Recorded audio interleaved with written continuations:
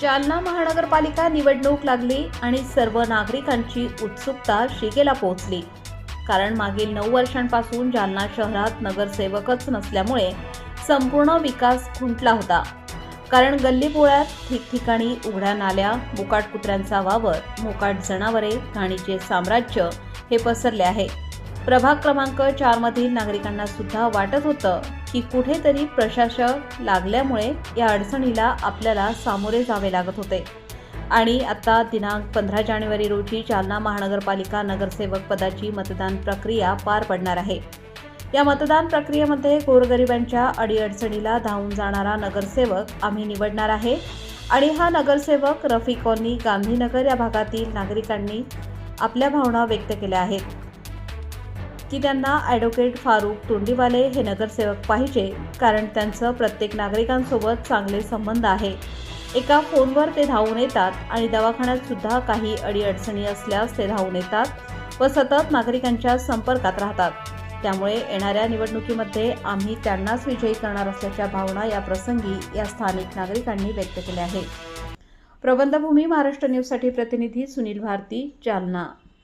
हमारे को नगर सेवक ऐसा होना कि उनने वार्ड को एकदम स्वच्छ से रखना।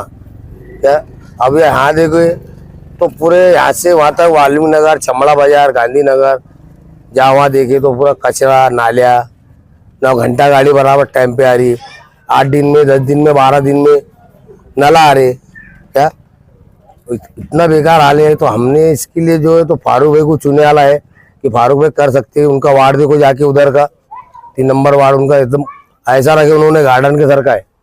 क्या फारूक भाई क्यों ना, आपको क्या लगता है फारूक भाई क्या करें? फारूक भाई हमारे को इसके लिए लग रहे कि वो आदमी एडुकेट है, माइंडेड है और वो आदमी लेके चल सकता। उसको जो है तो प्रॉपर्टी से कोई लेन देन नहीं है। वो को प्रॉपर्टी कमाने के हाथ से में नहीं खड़े रह रहा। वो आदमी इज्जत के हाथ से खड़े रह रहा। उसका ऑलरेडी इतनी प्रॉपर्टी है कि उसको जरूरत ही नहीं है। वो सिर्फ नाम के लिए खड़ा हुआ आदमी, हम उसको नाम के लिए हमने जो है तो उसको चुना है।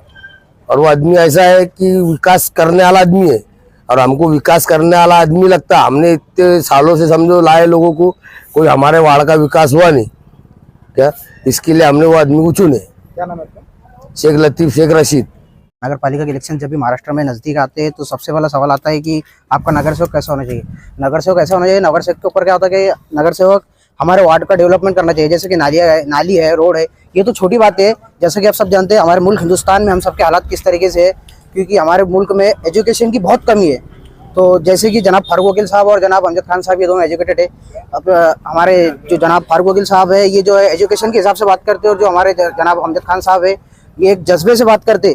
जैसे कि आप हमारे फारूक वकील साहब के बारे में बात करेंगे, वो ऐसे इंसान है कि जैसे हमारे जालना शहर में, हमारे वार्ड नंबर 4 में जालना शहर में किसी भी अगर तकलीफ में हो तो ये इंसान सबसे पहले वहाँ पर खड़ा हो जाता है। और हमारे अमजद खान साहब जो है, इनके बारे में आपको बताना चाहूँगा, इस इंसान का हॉस्पिटल के लाइन में इतना नाम है। अगर किसी को मदद की जरूरत हो, ये इंसान ये नहीं देखता वो मुस्लिम है या गैर मुस्लिम है, ये इंसान सबसे पहले तट पर खड़े होता है। और इससे फोन लगाने की जरूरत नहीं थी। अगर उसे पता चले कोई मुसीबत में है तो इंसान सबसे पहले वहाँ पर होता है। और ब्लड बैंक के बारे में बताओ, जो आपको ब्लड के बारे में सबसे ज्यादा, अगर औरंगाबाद और जालना सिटी के अंदर ब्लड के बारे में किसी को कमी हो तो सबसे पहला फोन अगर किसी को जाता है तो जनाब अमजद खान साहब को जाता है। और कुछ लोग आपके पास आएंगे, कहेंगे कि जनाब अमजद खान साहब या फारूक वकील साहब पहली बार वार्ड से आए हैं, या अमजद खान साहब के वालिद ने यहाँ पर कुछ काम नहीं किया है। पर ऐसा है कि उनके काम अगर आपको जानना है तो हमारे बुजुर्गों से बात कीजिए, उनके काम यहाँ पर किस तरीके से किए जाते थे। और जनाब फारूक वकील साहब है, इनके बारे में तो बताने की जरूरत ही नहीं है, किसी को शेर है। कहीं पर भी अगर कोई मुसीबत में हो तो सबसे पहले ये इंसान वहाँ पर खड़ा होता है, चाहे वो मुस्लिम हो या गैर मुस्लिम हो। तो मेरे हिसाब से जैसे कि ये एजुकेशन में दोनों बहुत आगे है, तो मेरे हिसाब से हमारे बच्चे ये आने वाले भविष्य के बारे में एजुकेशन के ऊपर ये लोग ज्यादा ध्यान देंगे। देखिए रोड, नाली या हमारे वार्ड का डेवलपमेंट ही छोटी बात है, लेकिन हमारे हिसाब से अगर मुसीबत में आपके कोई काम आता है तो नगर सेवक होना चाहिए। क्योंकि नगर सेवक जो है वार्ड को डेवलप करेगा और वार्ड जो है वो शहर को डेवलप करेगा। क्योंकि वार्ड में अगर बच्चे पढ़ेंगे, इंजीनियर, डॉक्टर बनेंगे, वकील बनेंगे, तो ये बच्चे जो आगे चल के हमारे वार्ड को डेवलप करेंगे, हमारे सिटी को आगे बढ़ाएंगे। जैसे कि आप सब जानते हैं हमारे मुल्क हिंदुस्तान का जो रुपया डॉलर के सामने इतनी तेजी से गिर रहा है, क्यों गिर रहा है? क्योंकि हमारे मुल्क में, हिंदुस्तान में एजुकेशन की बहुत कमी है। तो मेरे हिसाब से एजुकेशन पे ध्यान देना चाहिए और अपने वार्ड को जाया मत कीजिए। मेरे हिसाब से अपना वोट जो है जनाब फारूक वकील साहब या जनाब अमजद खान साहब, हमारे कांग्रेस के पैनल को इस बार बहुत ही मजबूत पैनल जो वार्ड नंबर 4 से आया है, तो इनको वोट दीजिए, इन्हें आगे बढ़ाइए। सबसे ज्यादा मेरे हिसाब से वार्ड नंबर 4 में जो है कांग्रेस का ध्यान दीजिए, कांग्रेस पे ध्यान दीजिए, कांग्रेस के पैनल को मजबूत कीजिए। अब इसके आगे हमारे जो नजदीकी भाई है वो आपको सब बताएंगे। तबरेज हिदायत पठाण। आम्हाला आता जे नवीन उभा राहिलेत त्याच्याकडून काही काम झाले तर आम्हाला त्याला वंट द्यायचं पंजाला। आणि इतक्या वर्षांनी ते पूर्ण गल्लीमध्ये आमच्या इतके वर्ष गुजरलेत, पण आता लोक कोणचे काम आमच्या गल्लीत नीट झाले नाही। काय मागणी नेमकं तुमची? हा, काय व्हायला पाहिजे? आम्हाला गल्लीत नाली नाही, आमचं पाणी जात नाही, घरात पाणी येतंय सारं, बोरिंग नाही, आम्हाला नळ नाही, कोणी काही द्यायला नाही, नुसतं वाटतं कुस्तर म्हणतात मला बाद मध्ये कोणीच काही करीत नाही।